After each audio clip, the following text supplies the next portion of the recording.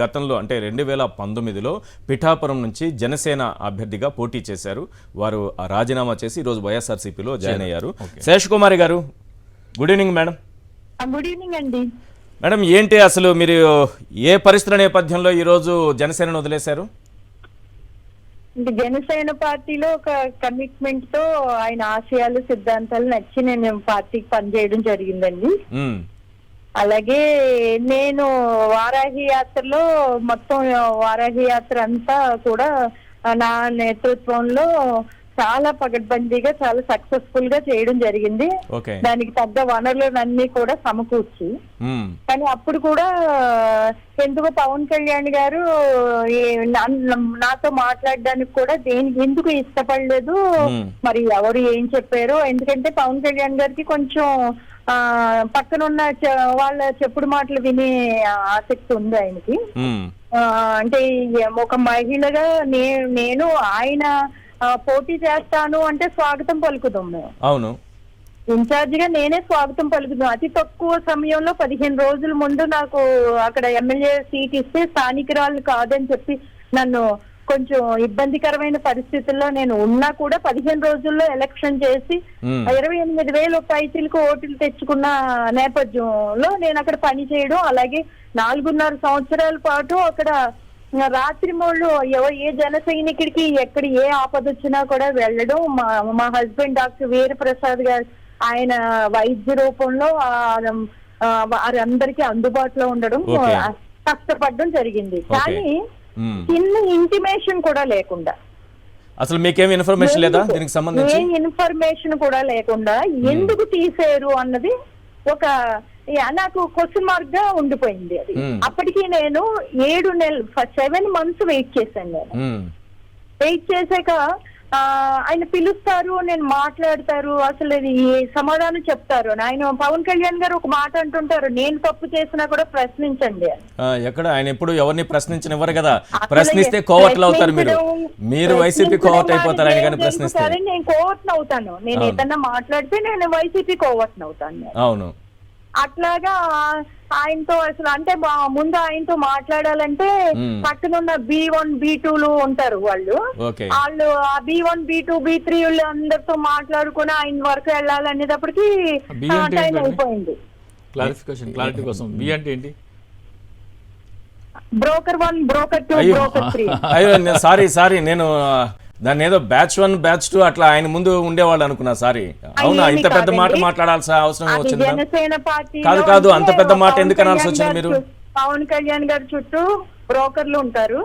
అది జనసేన పార్టీ అంటే పార్టీ కాదు మేడం. అంత పెద్ద మాట అనేసారు. నేను నిజంగా B1 B2 అంటే ఏదో బ్యాచ్లు ఉంటారేమో ఆయన చుట్టూ, దాని గురించి అనుకున్నా నేను. మీరు అంత పెద్ద మాట వాడారంటే ఏంటి అసలు? ఏంటి అక్కడ పరిస్థితి ఏంటి అసలు ఒరిజినల్ గా? అక్కడ పరిస్థితి అంటే జనసేన పార్టీ అన్నది పార్టీ కాదు, అది ఒక బ్యాచ్. ఓకే. పవన్ కళ్యాణ్ గారు వ్యక్తిగతంగా ఆయన మంచి మనిషి. ఆయనకి కొన్ని సిద్ధాంతాలు ఆశయాలు ఉండి ఉండొచ్చు, ఒక భావజాలం ఉండి ఉండొచ్చు. కానీ ఆ భావజాలాన్ని కానీ ఆ సిద్ధాంతాలని ఆశయాల్ని B1 B2 B3 B4 ఎవరు కూడా పని చేయనివ్వరు ఆయన్ని. ఓకే, ఇదంతా డబ్బు కింద నడిచే వ్యవహారం. బి అంటే దాని అబ్రివేషన్ చెప్పారు కాబట్టి నాకు అర్థమైంది ఏంటంటే ఆ పదం వాడాల్సిన అవసరం లేదు కాబట్టి దాన్ని డబ్బు కింద చూడాల్సి వస్తుంది, అంతేనా? రాజకీయంగా ఆయనకి రాజకీయ అవగాహన లేదు. ఇప్పుడు ఆయనకి రాజకీయ అవగాహన లేదు. డైరెక్ట్ ఒక క్వశ్చన్ ఆన్సర్ చేయండి మేడం. ఇక్కడ పిఠాపురంనే ఎంచుకోవడానికి కారణం ఏంటి పవన్ కళ్యాణ్? పాపం యాక్చువల్ గా నిజం చెప్పాలంటే పవన్ కళ్యాణ్ గారికి పిఠాపురంలో పోటీ చేయాలి అది ఏమీ లేదండి. ఇక్కడ ఏమంటారంటే పక్కనున్న బ్యాచ్ లో పిఠాపురం వచ్చేస్తే మీకు 1 side 1,00,000 మెజార్టీ వచ్చేస్తుందండి అని చెప్తారు వాళ్ళు. ఓకే, అది నిజమే అనుకుంటారు. ఎందుకంటే టీ షాప్ వాడు కాఫీ షాప్ వాడు చెప్పినవన్నీ నిజాలు అనుకుంటారు ఆయన. చాలా ఆవేదన ఉంది మీకు పవన్ కళ్యాణ్ తీరుపైన. అంటే నేను ఆవేదనతో మాట్లాడట్లేదు, పవన్ కళ్యాణ్ గారిని తప్పుదో పట్టించేస్తున్నారు. ఓకే. పవన్ కళ్యాణ్ గారు వ్యక్తిగతంగా మంచివాడని నేనే చెప్తున్నాను కదా. ఆయన పాపం ఏం తెలియదు, చంటి పిల్లోడు మనస్తత్వం. ఆ జగన్మోహన్ రెడ్డిని తిట్టు అంటే జగను అంటా ఉంటాడు. లేదు అండి. మరి ఇంకొక మరి అంత చంటి పిల్లోడు మరి జగన్ నిన్ను పాతాళానికి దొక్కేస్తా మరి చంటి పిల్లోడు మాట్లాడే మాటలాగా లేవు కదా అయితే మరి అది అట్లా మాట్లాడకూడదు. ఒక పార్టీ అధినేత అని చెప్పి నాదు లేడు అక్కడ. బ్యాచ్ 1, బ్యాచ్ 2, బ్యాచ్ B2B మరి అలాంటి వాళ్ళని పెట్టుకుంటే తప్పైందే కదా మేడం, చుట్టుపక్కల అలాంటి వాళ్ళనే పెట్టుకుంటే. అవే ఉంటారండి వాళ్ళు. నెక్స్ట్ ఏమో ఒక పెద్దన్నలు మీరందరూ సహకరించండి అంటారు. పెద్దన్నల్ని అసలు ఉంచుకుంటే కదా పక్కన. అయితే నేను అందరినీ ఎవరిని నేను పంపించిన అందరూ నన్ను వదిలి వెళ్ళిపోతున్నారు అంటారు. ఈ కాఫీ ఓడు టీ ఓడు ఉంటే ఎవరు ఉంటారండి అక్కడ పెద్దన్నలు? కాఫీ అయినా టీ అయినా ఆ గ్లాస్ లోనే కదా ఇస్తారు, దాన్ని నమ్ముకున్నారు ఆయన. అంటే కాఫీ ఇచ్చేవాడు అందులో కాఫీ ఇస్తున్నాడో టీ గ్లాస్ లో టీ ఇస్తున్నాడో వాడు ఏమి ఇస్తున్నాడో మాకు తెలీదు. ఆ గ్లాస్ లోనే త్యాగాలు చేసేస్తున్నారు. నేను నా స్ట్రైట్ పాయింట్ అంటే ఏంటి మేడం, ఇప్పుడు నేను అడగబోయే పాయింట్ ఏంటంటే పవన్ కళ్యాణ్ పిఠాపురం ఎందుకు ఎంచుకున్నారంటే ఏదో 1,00,000 ఓట్లు వచ్చేస్తాయి, 90,000 పైగా కాపు ఓట్లు ఉన్నాయి అని ఆయనకి కొంతమంది చెప్పడం వల్ల కేవలం ఒక సామాజిక వర్గం ఓట్లతో గెలిచిపోవచ్చు అని కుల రాజకీయాలు చేసే కుల స్థాయికి ఆయన పడిపోయారని అనుకోవచ్చా? Point number 1. పాయింట్ నెంబర్ 2, ఇప్పుడు నేను అక్కడి నుంచి వెళ్ళిపోతానంటున్నారు. ఏంటి, ఎందుకు వచ్చారు, ఎందుకు వెళ్ళిపోతున్నారు? వెళ్ళిపోవడానికి కారణం ఏమైనా ఉందా? ఆయనకి పిఠాపురం మీద ఒక అవగాహన లేదండి. పిఠాపురం ప్రజలు చాలా, ఎందుకంటే వారికి అందుబాటులో ఉన్నవారు కావాలి. 20 సంవత్సరాల నుంచి ఒక పార్టీలో ఉండి ఒక అవగాహన ఉన్న వ్యక్తిగా అక్కడ వర్మ గారు ఉన్నారు. అతను త్యాగం చేశాడు. అలాగే 15 సంవత్సరాల నుంచి ప్రజారాజ్యం పార్టీ నుంచి ఒక అవగాహన ఉన్న వ్యక్తిగా మాకినేటి శేష్ కుమార్ ఉంది. మాకినేటి శేష్ కుమార్ 5.5 సంవత్సరాలు ఆ పార్టీకి పనిచేసి పిఠాపురంలో ఇంటింటికి గడపకి తిరిగితేనే ఒక పిఠాపురం 1 సైడ్ అన్న పేరు వచ్చింది.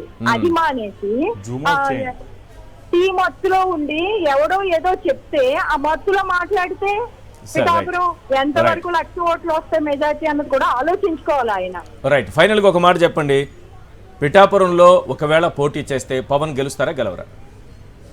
అది పిఠాపురం ప్రజల మనోభావాలు దెబ్బతినకుండా ఆయన చేసే ప్రచారాన్ని బట్టి ఉంటుందండి. ఏది పడితే అది మాట్లాడితే వారికి నచ్చదు. ప్రజలు గెలుపు ఓటములు అన్నది ప్రజలు నిర్ణయించాలి. ఎలా ఉంది అక్కడ సిచ్యువేషన్, ఎలా ఉంది? పవన్ కళ్యాణ్కి అనుకూలంగా ఉందా? నిజంగా ఉంటే మళ్ళీ పార్లమెంట్కి వెళ్తారని ఎందుకు అంటున్నారు? అసలు పిఠాపురం నియోజకవర్గంలో ఆయనకు అనుకూలత లేదు. మరి అది కదా చెప్పాలి. ఎందుకంటే ఫస్ట్ 7 నెలల్లో ఈ టీ